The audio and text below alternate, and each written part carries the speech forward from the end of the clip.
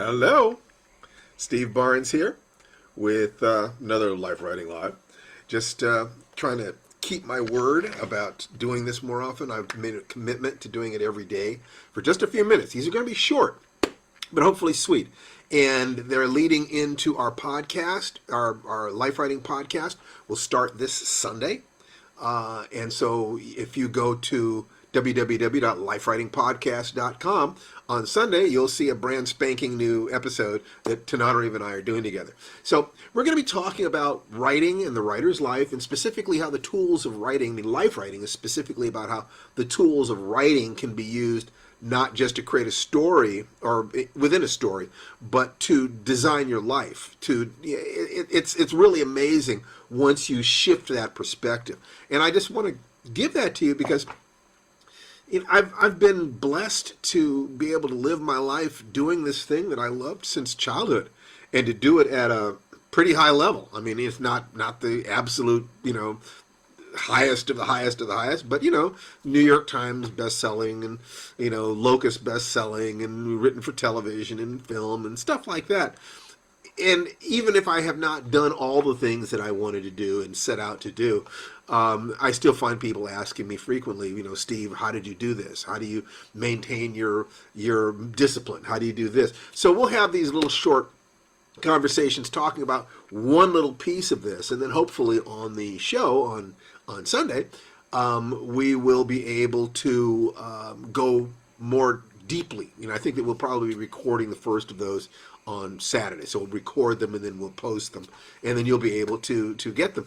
So, I really want to know what you want to know. This is all about you. This is about giving back. It's about trying to communicate with people who, all of whom could teach me things about the things that they know, and hopefully I can teach them some things about things that I know. So I wanted to talk about the 6-step process to getting published, because one of the things that is sad, the saddest thing about success is that as you succeed, people will stop believing you're one of them. That people need to believe that there's something special about people who succeed. They were lucky, or they were born with connections, or they were born with unusual skills, or this or this or this. And while some of that is true, the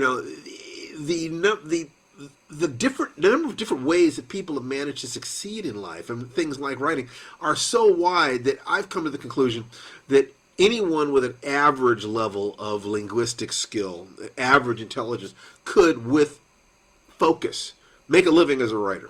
They'd have to be very focused. And clearly, if you're smarter and you got sort of 7 league boots so that you can do things faster, it's easier for you. But I think that the concept of talent is not a useful concept. That the concept of talent suggests that either you have it or you don't. So what I would like to disabuse you of is any thought that I agree with that. I don't believe in talent. I believe in ability. I believe in developed skill.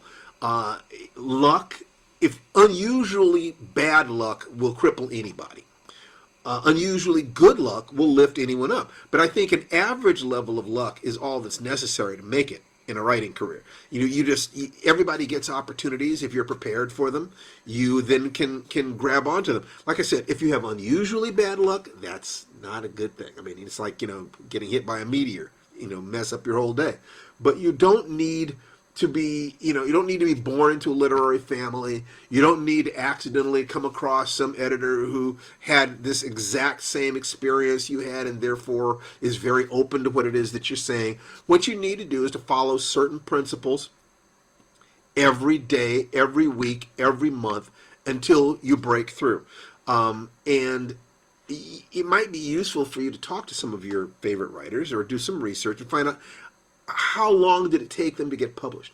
Because the hallucination is that these people, just spring out, full-born from the brow of Zeus.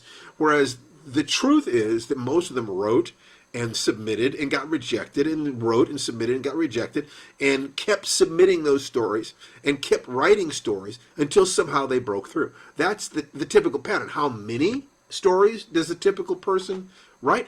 I'm going to guess, it's not a huge guess, but when I did research of this, it looked to me like the average number was somewhere between 20 and 25 stories, sometimes between 20 and 30, let's say.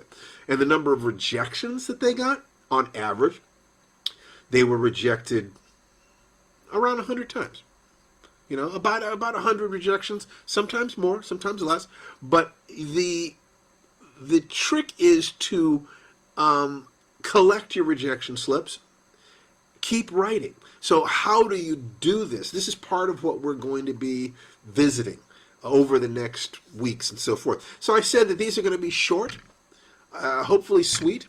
And the first thing, the first piece of the puzzle is you write at least one sentence every day. That's step one. Write at least one sentence every day. This helps you to break the psychological logjam, as well as rids you of the excuses of, I don't have the time.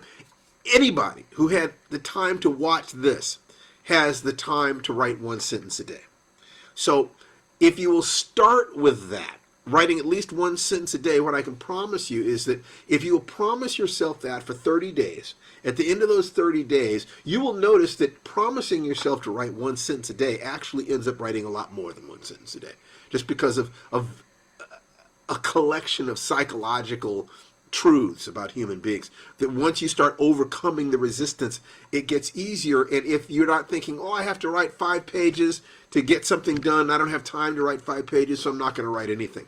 That pattern has destroyed more dreams, and you can find the exact same patterns in practicing martial arts or meditating. I don't have time to do what I define as the perfect amount, so I'm not going to do anything at all. What's the point of doing anything at all? The point is, objects in motion remain in motion. Objects at rest remain at rest. So if you will get started, if you will just get started, it makes a fantastic difference. So we will be talking about these things, but that's the first step. Write at least one sentence a day. Write one sentence a day. Write one sentence a day. That is your homework. That is what will get you started. If you will just start with that, you know, what we've said is you can write a book a year with a sentence a day as the minimum.